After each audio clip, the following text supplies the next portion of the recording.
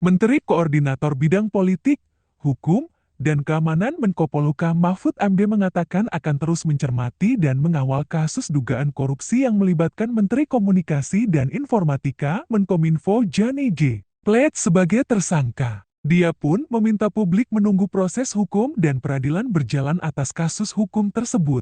Jadi, yakinlah dan tunggu saja proses peradilan atas kasus yang dihadapi Pak Plate ini. Sebagai Menko Polhukam, saya akan terus mencermati dan mengawal, kata Mahfud dalam unggahan di akun media sosial Instagram resmi @Mahfud. Dalam unggahan yang sama, Mahfud juga menyampaikan Kejaksaan Agung Kejagung telah berhati-hati dalam menangani kasus korupsi Bakti Kominfo, termasuk akhirnya menetapkan Jani sebagai tersangka. Saya tahu bahwa kasus ini sudah diselidiki dan disidik dengan cermat karena selalu beririsan dengan tudingan politisasi. Keliru sedikit saja, bisa dituduh politisasi hukum di tahun politik, tambahnya. Oleh karena itu, dia yakin Kejagung telah mengantongi 2 alat bukti kuat hingga menetapkan Johnny G. Plate sebagai tersangka. Apabila Kejaksaan menunda penetapan tersangka itu, manakala telah mengantongi 2 alat bukti yang kuat, tambahnya, maka itu justru bertentangan dengan hukum.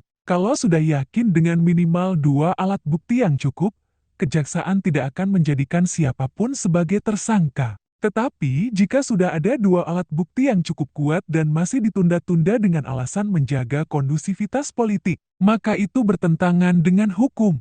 Jika sudah cukup 2 alat bukti, maka memang sudah seharusnya status hukumnya ditingkatkan, jelas Mahfud.